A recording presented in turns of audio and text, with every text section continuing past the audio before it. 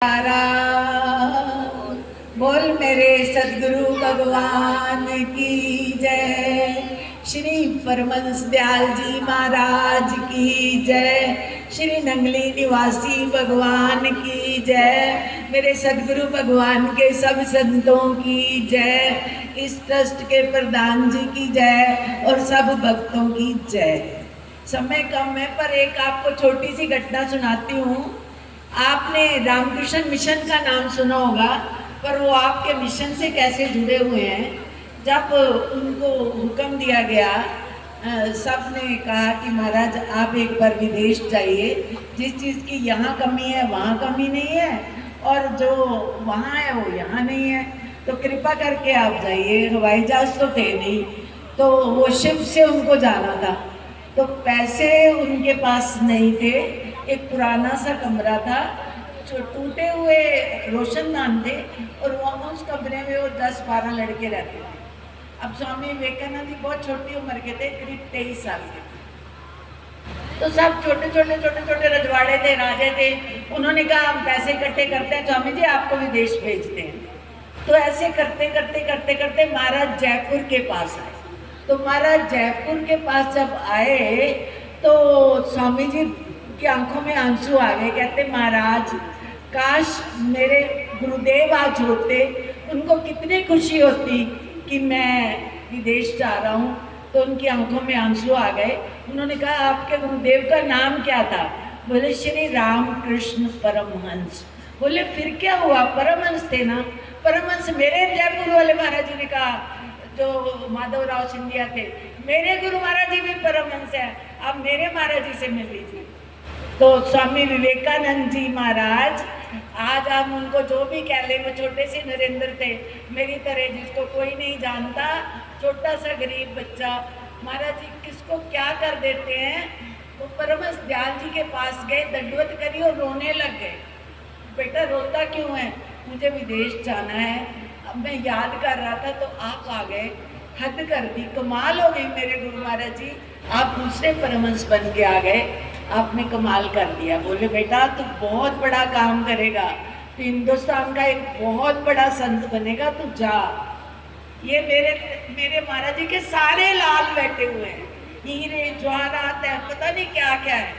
तो वो जब विदेश गए और क्या क्या किया, स्वामी विवेकानंद को सब जानते हैं, उनकी कथाएं सबने पढ़ी हैं। 39 बुक्स है उनके ऊपर, 39 किताबें, उन सब किताबों को लोगों ने पढ़ा होगा। और उसमें उनकी इतनी महिमा हुई। और जब वो वापस आए तो उन्होंने अल्मोड़ा में आए, वो सीधे पहले अल्मोड़ा में जो उन्होंने सबसे पहली कुटिया बनाई, उसका नाम रखा अद्वैत कुटिया। आज भी है, रामकृष्ण मिशन के अंदर है, उसका नाम है अद्वैत कुटिया।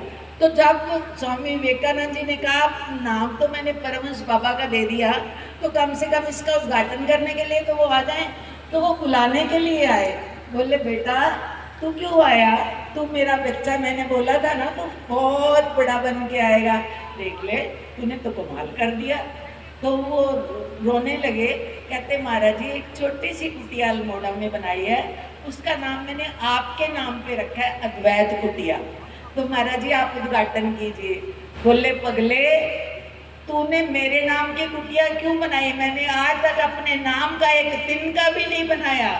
महाराज जयपुर ने जब मुझे कहा, मैं घोड़े से दौड़ने लगा और महाराज जयपुर पीछे रह गए और मैं निकल गया, उसकी सल्तनत पार कर गया, मुझे कुटिया नहीं चाहिए। उन्होंने बोला, महाराज जयपुर कहते छोटे छोटे संतों की इतनी बड़ी कुटियाएं हैं और आपकी कोई कुटिया नहीं है। मैं राजा हूँ, आप जहाँ एक बार इशारा कर दीजिए यहाँ मुझे कुटिया चाहिए, वहीं आपकी कुटिया बन जाएगी। तो मैंने बेटा पार कर दिया महाराज जयपुर की सल्तनत, मैंने कुटिया नहीं बनाई, तो तूने मेरे नाम की कुटिया क्यों बनाई? कोई बात नहीं, बना दी है। अद्वैत है तो वहाँ द्वैत होता ही नहीं है। अद्वैत का मतलब है जहाँ कभी द्वेष नहीं होता, कभी द्वैत नहीं होता, उसका नाम अद्वैत है। जा, तूने बहुत काम किया है, तेरा नाम सदियों तक रोशन रहेगा, पर मेरे बच्चे ये कुटिया तेरे गुरु महाराज जी के नाम पर होगी। आज के बाद तू जितनी कुटियाएं बनाएगा वो सब जो है उनका नाम तेरे गुरु महाराज जी के नाम पे होगा। मैंने तो तुझे आशीर्वाद दिया था बेटा, गुरु तो तेरे रामकृष्ण परमहंस है, गुरु बहुत बड़ी हस्ती है।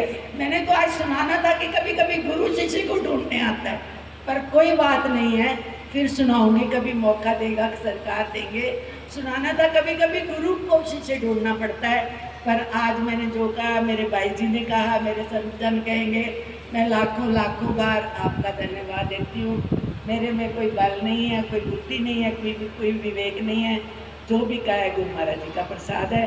बोलिए सच्चिदानंद भगवान की।